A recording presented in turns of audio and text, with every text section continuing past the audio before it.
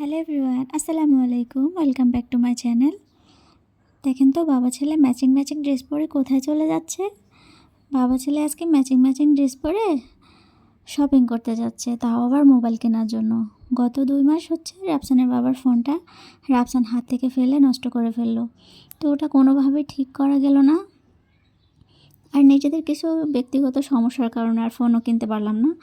যাই হোক, ফাইনালি এই যে আজকে ফোনটা কেনার জন্য আমরা চলে যাচ্ছি হচ্ছে বসুন্ধরাতে। তো এই যে প্রতিবারের মতোই আয়েশ যখন গাড়িতে ওঠে তার ভয় লাগে, সে গাড়িতে উঠে চোখটা বন্ধ করে রাখবে। তো আমি জিজ্ঞেস করতেছিলাম তোমার কি ভয় লাগতেছে, এখন বলে না আমার ভয় লাগতেছে না, অথচ গাড়িতে উঠলেই চোখ বন্ধ করে রাখবে।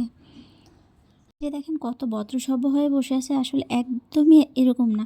তাদের 2 ভাইয়ের দুষ্টামি দেখলে মানুষের মাথা অটোমেটিক নষ্ট হয়ে যাবে।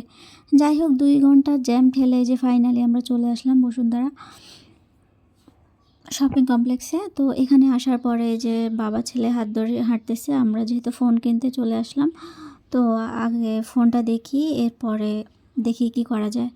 তো বাবার ছেলে হাঁটতেছে আর ফোন দেখতেছে, অনেকগুলা দোকান থেকে ফোন দেখলো। আসলে রাফসানের বাবা যে ফোনটা চাচ্ছে ওই শোরুমটা আজকে বন্ধ। তো কি করবে, আরও অন্যান্য দোকান থেকেও দেখতেছে যে কোন দোকান থেকে নিলে ভালো হয়, ভালো বা খারাপের একটা দিক থাকে ফোনের। যাই হোক, এখানে তাদের 2 ভাইয়ের দুষ্টামির তো বললাম না, যেখানে যাবে তাদের দুষ্টামি থাকবেই। তাদের দুষ্টামি যেখানে সেখানে গেলে আগে দুষ্টামি করতে হবে। তো এই যে এখানে চিপস খেয়ে ময়লার ডামে বলতেছে তুমি দাঁড়াও আমি আগে ফেলে আসি, এই বলে সে আমাকে বলে দুষ্টামি শুরু করলো। তো দেখতে দেখতে এই যে ফাইনালি আমাদের ফোনটা কেনা হয়ে গেল। এই যে এখন ফোনটা আমরা আনবক্সিং করতেছি, আর রাফসান আয়েশ তো একবারে রেডি, বাবা তুমি ফোনটা তাড়াতাড়ি খোলো আমরা দেখব। তো এই যে এখানে অনেকগুলো কালার ছিল, যেগুলোর মধ্যে আমাদের আসলে অন্য একটা কালার নেওয়ার কথা ছিল, যে ওই কালারটা অ্যাভেলেবেল ছিল না। তো কেয়ার করার এখানে ব্ল্যাক আর হোয়াইট কালারটা অ্যাভেলেবেল ছিল বেশি। ফাইনালি আমরা হোয়াইট কালারটাই নিয়ে নিলাম। আর এটা দেখতেও আসলে মোটামুটি অনেকটাই ভালো। তো রাফসান আয়েশ অনেকক্ষণ হাঁটাহাঁটি করে যেহেতু বিরক্ত হয়ে গেছে, এখন ফোন কেনাও ডান। এখন 2 ভাইয়ের বায়না, তাদেরকে এতক্ষণ হাঁটাইছে, এখন চকলেট কিনে দিতে হবে বা আরও যা যা কিনে দেওয়ার কিনে দিতে হবে। ইভেন বাবাকে ধরলো যে আমাদেরকে ট্রিট দিতে হবে, তুমি যেহেতু ফোন কিনছো এখন বলো আমাদেরকে কী ট্রিট দিবে। তো এই যে এখানে প্রথমত চকলেট দোকানে এসে তারা অনেকগুলো চকলেট নিল।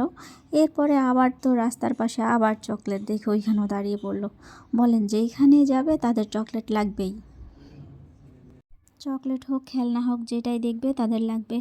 যাই হোক, এখান থেকেও তারা আবার অনেকগুলো চুইংগাম চকলেট অনেকগুলো কিনে নিল। এরপর চলে আসলো হচ্ছে তাদের মেন বায়না, যে বাবা তুমি ট্রিট দাও। তো এখানে তারা নাকি কাচ্চি খাবে। এখানে এসে আয়েশ বলতেছে এই যে চলো চলো এক্ষুনি খাবো। তারপর এই যে বাবার হাত থেকে ছুটে এখানে চলে এসে আমাকে দেখাচ্ছে, দেখো দেখো এটাই খাবো, এটাই খাবো।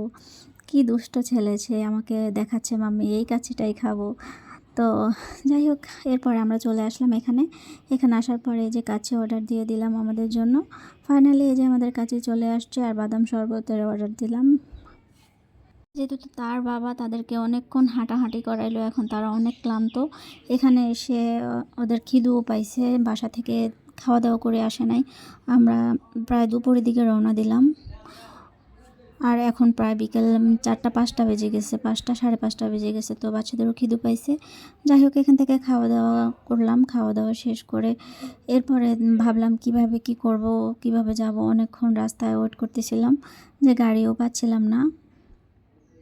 এরপরে যে রাফসানের বাবা আমাদেরকে আবার এখানে বসায় দিল, তোমরা এখানে বসো, আমরা একটু গাড়ি ঠিক করে চলে আসি। অনেকক্ষণ রাস্তায় অপেক্ষা করার পরে তারপর ফাইনালি এই যে জ্যাম ঠেলে আবার বাসায় ফিরে আসলাম।